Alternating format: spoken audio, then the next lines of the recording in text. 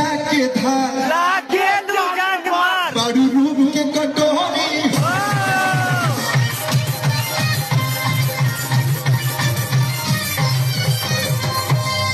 तोहर हाथ से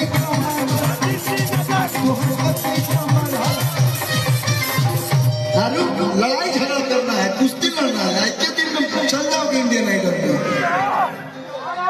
इनका पतली कमर हम बोले ना भैया तो हमको एगो गीत याद आ गया। पिछली बार इस मंच पे बड़े भैया पवन सिंह जी आए थे ना, तो उनका एक गाना की थी, मन में जता